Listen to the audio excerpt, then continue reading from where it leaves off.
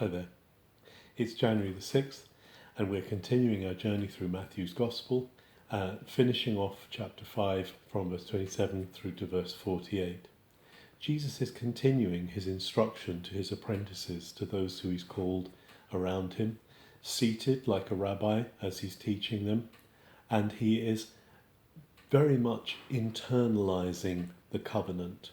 Where the former covenant, where the covenant with Israel has been about the external, has been on tablets of stone, this covenant is very much about the heart, about what comes out of the person.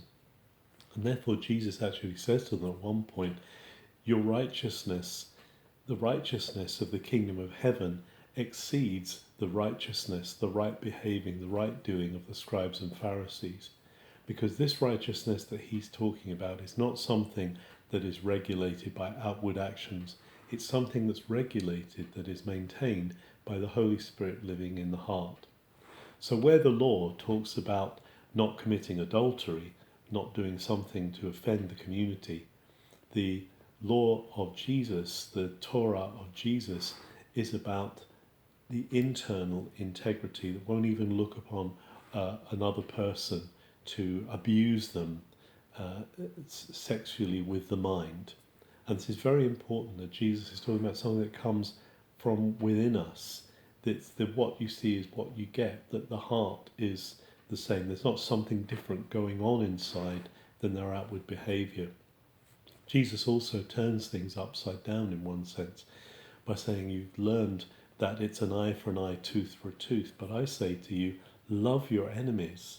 Love those who hate you. Don't resist them. This is a whole new ballgame. This is a whole new way of approaching life with God. It comes from the within and not from just keeping peace outside. And lastly, Jesus talks about the not divorcing, not committing adultery, not divorcing one who is covenanted to you. Because again, the commitment to that one is from within. The commitment to the spouse is not an outward thing that just is to keep a community happy. It's actually something that comes from the inner guidance, the inner light, the inner leadership of the Holy Spirit, who is the one who is leading and guiding our lives.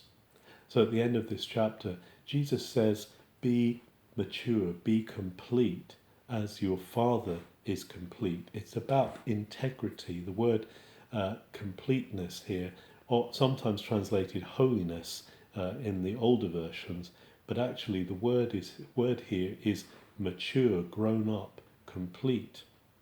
And we're called to be complete. We're called to be people of wholeness, people of integrity in all our actions, following Jesus in his ways. Have a very good January the 6th.